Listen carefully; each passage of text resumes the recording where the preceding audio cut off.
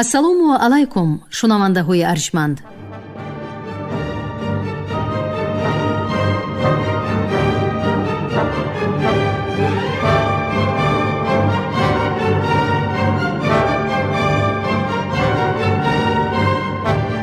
ба таваҷҷӯҳи шумо гуфтор аз силсилаи хониши адабӣ. қироати китоби президенти ҷумҳурии Тоҷикистон муҳтарам Эмомалӣ Раҳмон «Тоҷикон дар оинаи таърих аз ориён то сомониён». китоби дуюм, гуфтори 43.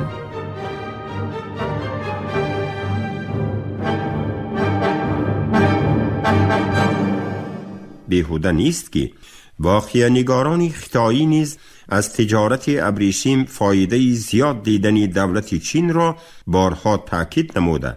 از جمله در رساله یان تیلون در بابت نمک و آهن چنین آوردند: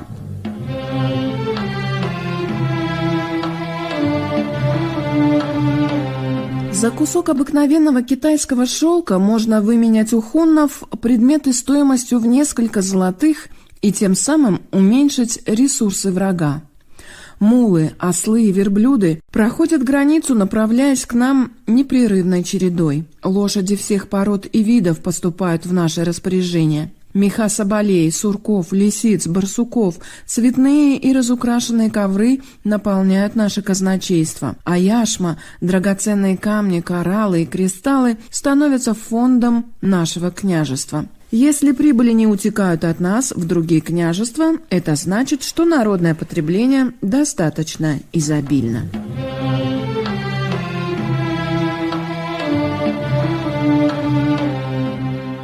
شاهراه بزرگ ابریشم به انکشاف دولت کوشانیان مساعدت نموده، رابطه های تجارتی و مدنی آن را با خیتای، ریم، هندوستان، ایران و پارس وسعت بخشید.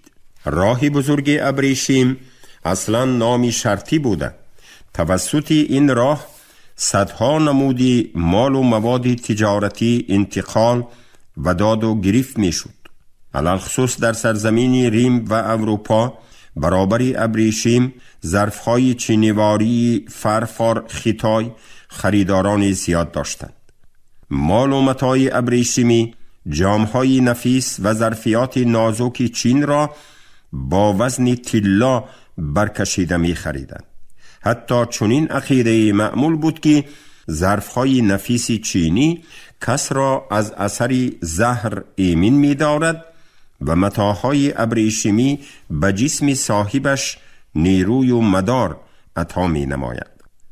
هرچه هم نباشد، رفت و آی کاروانی اشترانی پربار از پای بدو و خچیر و خرهای پرطاقت که از روی نقل راویان از 1000 کم نبودند، بعضن شماره آنها گویا تا 10,000 می رسیده است، از قلمرو دولتی کوشانیان گذشته و 4 سمت عالم توسط راه و پیراهه های خرد و بزرگ روانه می گشتند.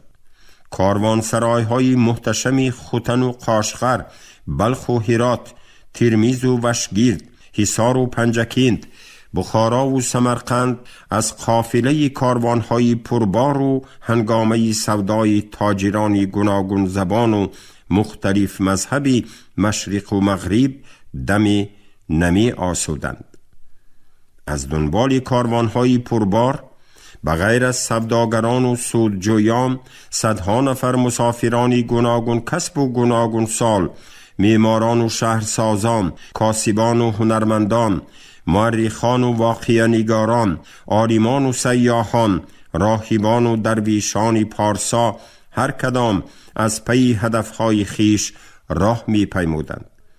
در عرض و طول شاهراه ابریشم مرکزهای خرد و بزرگ تجارتی و شهرستانهای نو پدید آمده شهرهای کهن آباد و زیباتر می گشتند.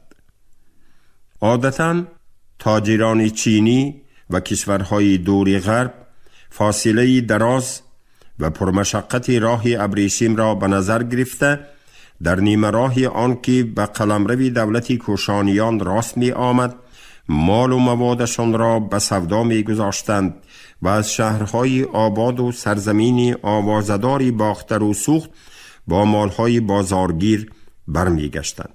اگر چین را ابتدا و ریم را انتهای راهی بزرگ ابریشم شماریم، سرزمین کوشانیان را نیمه راهی وصلگر و قلبی پیوست کننده شبکه سیرشماری در عرض و طول این راه نامیدن به نظرم خطا نیست، زیرا شریان راه‌های خرد و کنان از 4 سمت 2 گوشه به راه بزرگ ابریشم پیوسته شبیه شاهرگی بزرگی بودند که از 2 گوشه دل با یکدیگر وصل می گردند و از تپیشی با نظام قلب رابطه شرق و غرب پیوسته ادامه می یابد. و بیهوده نیست که جواهرلال نهرو مقام بزرگی تاریخی دولت کوشان را مخصوص قید نموده آن را به سواری تهمتنی تشبیه داده است که کشوری آسیا را زین زده در نیمه راهی هند و ریم و چین فرمان روایی می کند. Империя Кушанов напоминала великана, оседлавшего Азию. Она была расположена между греко-римским миром на западе, китайским миром на востоке и индийским миром на юге. Она была на полпути между Индией и Римом и между Индией и Китаем. Как и следовало ожидать, это центральное расположение способствовало установлению тесных связей между Индией и Римом. Кушанский период совпадает по времени с концом Римской республики, когда еще был жив Юлий Цезарь, и первыми 2 столетиями существования Римской империи. Известно, что император Кушан направил к императору Августу великое посольство. Торговля процветала и велась как по суше, так и по морю. Среди предметов, которые Индия посылала в Рим, были благовония, пряности, шелка, парча, муслин, золототканные материи и драгоценные камни.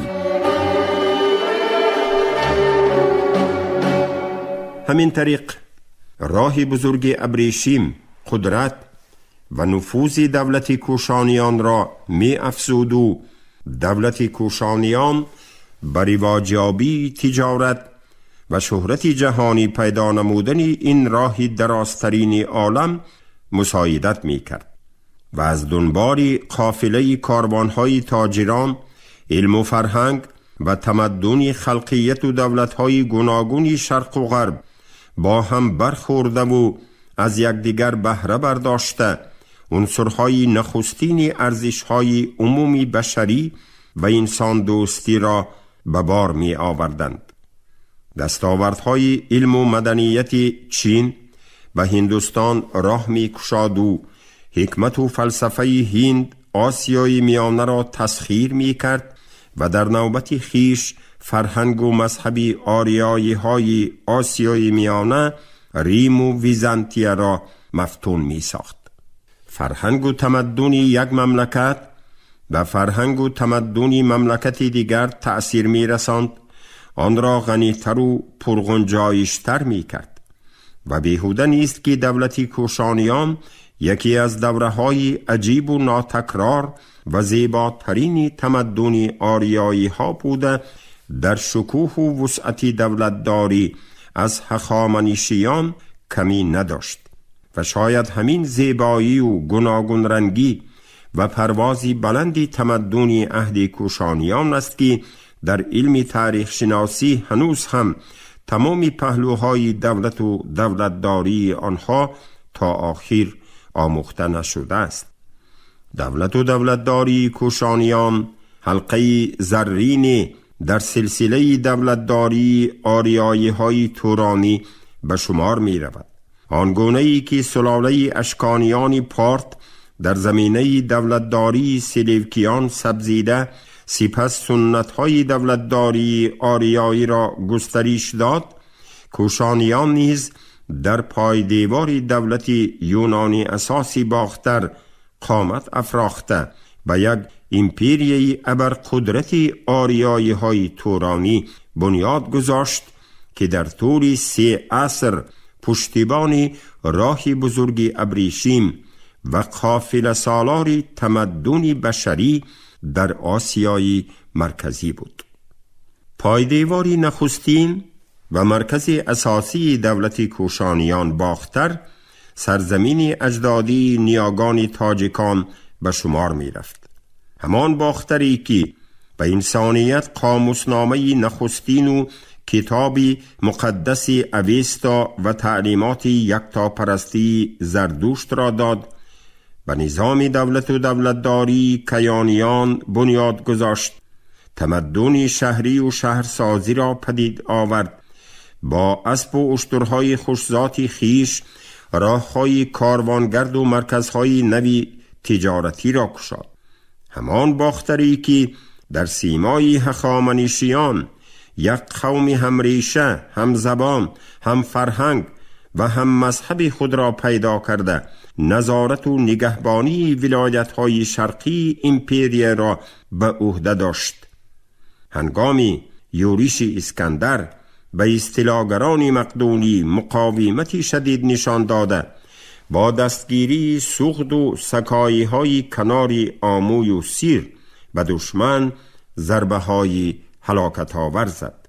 همان باختری که برابری اشکانیان پارت پرچم استقلال را افراخته از امپریه پر اقتداری سلیوکیان جدا شد و با مرور زمان سنت‌های دولتداری و تمدن آریایی را احیا نموده آن را از ارزش‌های تمدن ایلینی برخوردار گردانید. تنزل دولت یونانی اساسی باختر در نتیجه اوج گرفتن کشمکش‌های داخلی، سست شدن اقتدار و نهایت از حمله قبیله‌های کوچمنچی یویچ‌ها شکست خوردن حاکمان پراکنده آن معنی از بین رفتن سنت دولت و دولتداری قدیمه نیاگان تاجیکان را ندارد.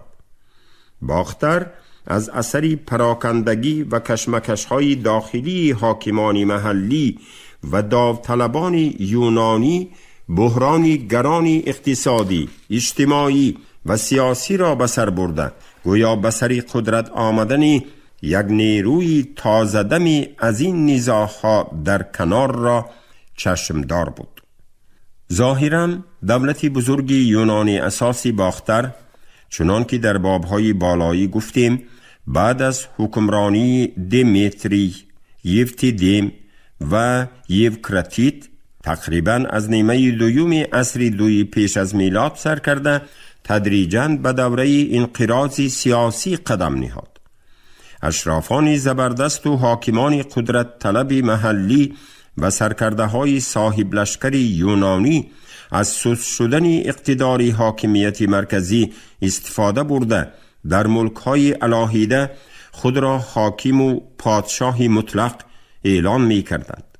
محض در همین دوره دشوار تاریخی در عرصه سیاست و کشورداری باختر قبیله های کوچمنچی آریایی یویجی ها پدید آمدند.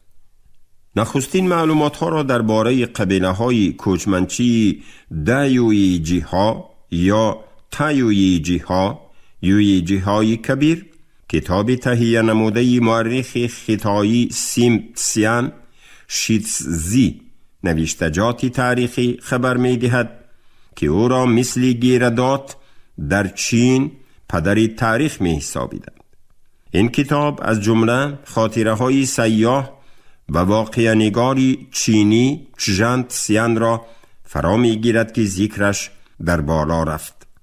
این مورخ با استعداد در آخر عصر دو و آغاز عصر یکی تا سال شماری میلادی در درباری اودی خدمت نموده معلومات های نادری را درباره قبیله های کوچمنچی خونها، یویجی ها، اوسونی ها و غیره که در حدودهای کناری خطای زیسته دشمنان آشتی ناپذیر دولت چین به شمار می رفتند گرد آورده است.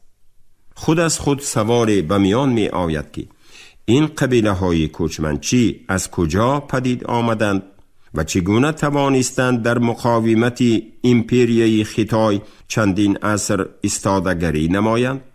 گذشته از این، اصل و نسب و برآمد اتنیکی یویجی ها، خونها، اوسونی ها از کجا ابتدا می گیرد و نماینده کدام خلقیت و نژاد و فرهنگ و تمدن به شمار می روند؟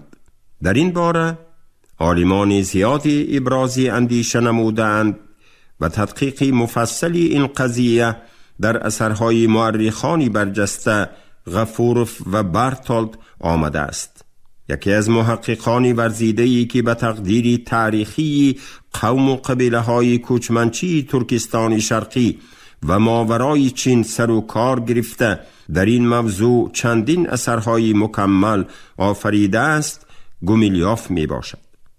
صرف نظر از اندیشرانی های پیچ در پیچ، گومیلیوف خونها، یویجی های و اوسونی ها را به صف قبیله های کوچمنچی منسوب می داند که به حدودهای دور و نزدیک چین آمده تقریبا در ابتدای عصر 3 تا سال شماری میلادی زمینه دولتداری خیش را گذاشتند و در مقابل دولت خیتای چون رقیب توانا و دشمنی صفشکن نام برآوردند. علل خصوص خونها در عصر 3 پیش از میلاد پهناهای بیابان گابی را پیموده از مرغزارهای سیبیر غربی تا کنارهای رود امور و سرحد چین دست یازاندند. به قول Гумилев.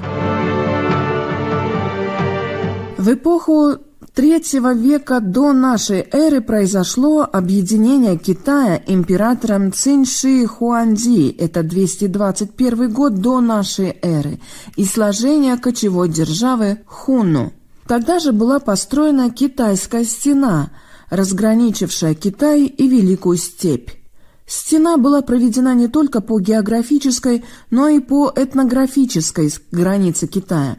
Население, жившее к северу от стены, считалось китайцами варварским, чужим как по происхождению, так и по образу жизни, а в политическом отношении враждебным, к чему были весьма веские основания. Именно там сложилась держава Хунну.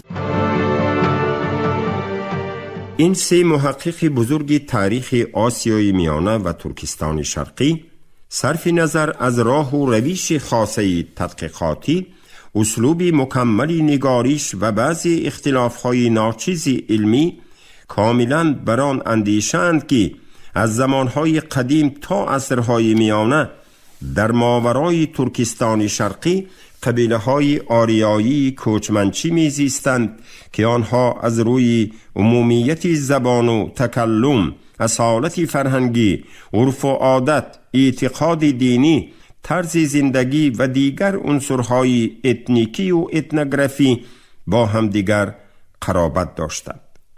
بیهوده نیست که یکی از تواناترین مورخان و ترکشناسان عصر گذشته برتولد که آید به قوم و قبیله های ساکن ترکستان شرقی تحقیقات مفصل برده در اثرهای آچرک استوری سمیریچیه، استوریا ترکستانه، استوریا کلتورنای جیزنی ترکستانه، تاجیکی، کرگیزی، آچرک استوری ترکمنسک و نروده و غیره به تقدیر تاریخی خلقیت های ساکنی آسیای میانه و ترکستان شرقی دخالت نموده است. از عصر 6 پیش از میلاد در طول 1500 سال ساکن اساسی این سرزمین بودن خلقیت های آریایی را گشته و برگشته تاکید می کند. آچرک تاریخی برتولد تاجیکان با چنین سخنانی پیامبرانه آغاز می گردد. Коренное население современного Туркестана принадлежало к иранской группе народов.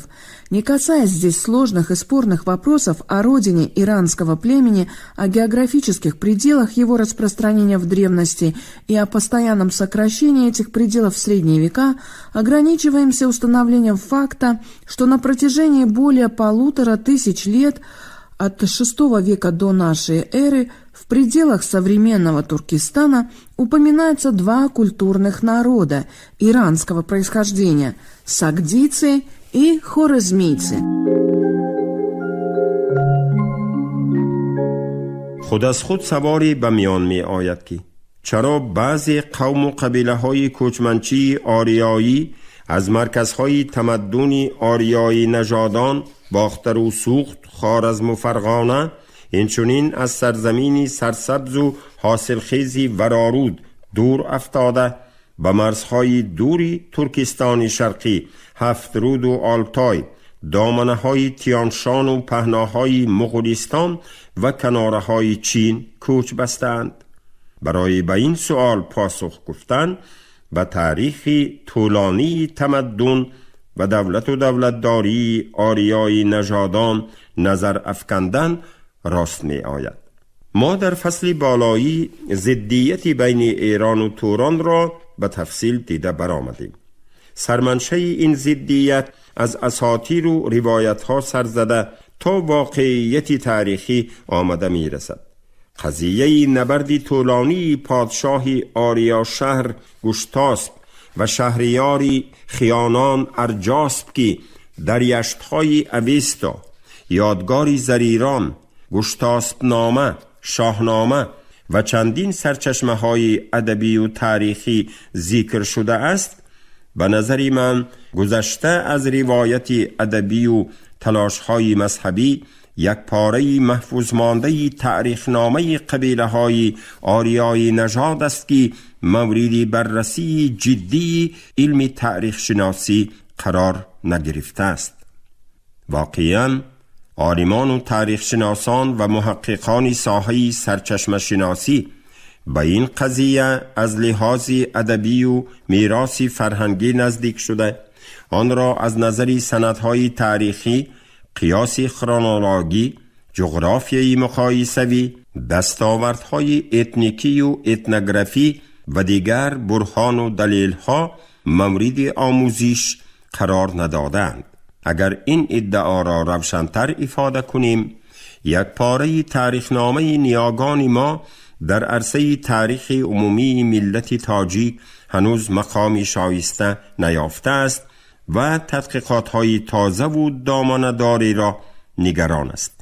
حتی لیف نیکولایویچ گومیلیوف، یکی از تحقیقاتچیانی به همتای تقدیر تاریخی خونها که بخشیده به این قوم‌های کوچمنچی 2 اثر مکمل، خوننو، خوننی و کیتای و 10 مقاله های خرد و بزرگ دارد، به تحقیق سرچشمه های چینی سرگرم شده آید به تقدیر تاریخی خیانیان، سرنوشت شهریار آنها ارجاسپ و رقیب آشتیناپذیر او گشتاسپ سر و کار نگرفته است. مس اکادمیک باباجان غفوروف در اثر عالم شمولش تاجیکان به مسئله پیدایش یویجی ها، خیانیان، اوسونی ها و هیتاریان توجه ظاهر نموده آنها را قبیله های ایرانی زبان آسیای میانه می شمارد. به اندیشه مورخی نام برده بعضی محققان امروزه خیانیان را با خیاعان نام طایفه‌ای که در اویستا ذکر شده است علاقمند می کنند. ایرانشناس نامی بیلی این مسئله را مورد تحقیق مفصل قرار داده عقیده اظهار می کند که این قبیله در حقیقت وجود داشت و به سبب نیکی نامش در اویستا مانده است، ولی راستی گپ تا چه اندازه مرکب و پیچ در پیچ بودن این مسئله را بیلی نقص می فهمد. با عقیده وی اولها در دوره ویشتاسپ این قبیله در ناحیه آکسوس مکان داشت، لیکن بعد آنها چی شدند؟ آیا به شمال و شرق کوچیده رفتند و بعدتر باز به جنوب گشته آمدند و یا در جای خود مانده به هیچ کجا نرفتند و غیره و هاکذا، و آنها با خونها چی مناسبتی داشتند و مبادا در نام خود همین خونها ریشه کلمه قدیمی خیاعان نمانده باشد، جواب این سوالها را بیلی نمی داند. سپس اکادمیک باباجان غفوروف دوراندیشانه اظهار می نماید که با سویه حاضره دانش به این سوالها جواب یافتن و به خیانیان تاریخی چی مناسبتی داشتنی طایفه خیاعان را ثابت کردن کاری است مشکل، ولی فقط همین را انیق گفتن ممکن که خیانیان پیش از همه قبیله های ایرانی زبانی آسیای میانه بودند. در هر صورت جریان تاریخی تشکلی تمدن و دولتداری طایفه های آریایی نژاد را زمین آسیای میانه از عهد دولتداری هخامنشیان تا به سر قدرت آمدن کوشانیان از نظر گذرانیم، خود از خود عیان می گردد که در دوام این 5 عصر قوم و قبیله های آریایی های کوچمنچی سکایی از جانب پادشاهان و لشکرکشان خودی و اجنبی چون دشمنی آشتی ناپذیر اکثرا مورد جنگ های مدهش و تعقیب و سرکوب سازی های بردوام قرار داشتند. هنگامی که کوروش کبیر و سلاله هخامنشیان بنیاد گذاشته حدودهای امپریای خود را وسعت میداد، برای او قبل از همه سکایی های کوچمنچی خطرناک می نمود.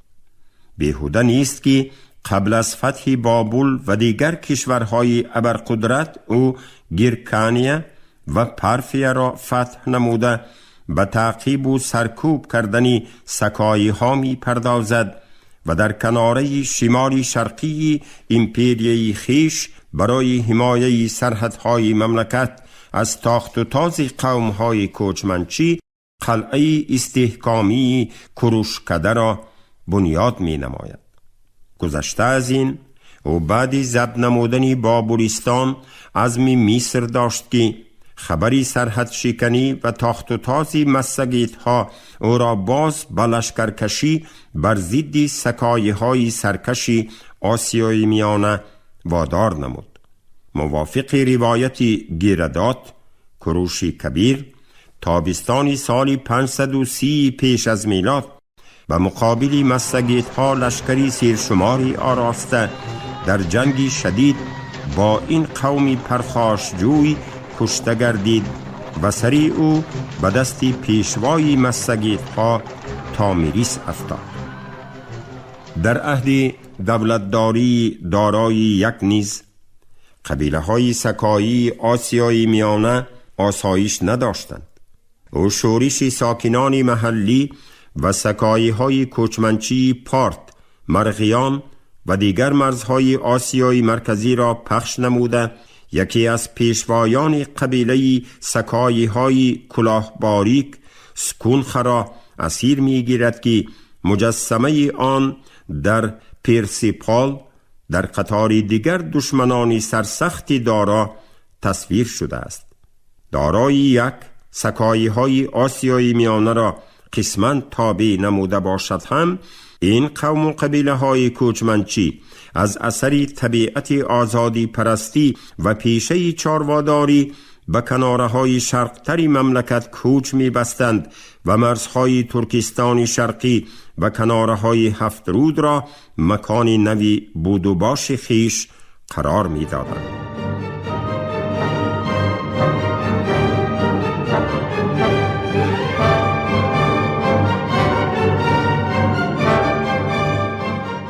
شنونده های گرامی، شما گفتار 43 را از کتاب پرزیدنت جمهوری تاجیکستان محترم امامعلی رحمان تاجیکان در آینه تاریخ از اوریان تا سامانیان شنیدید.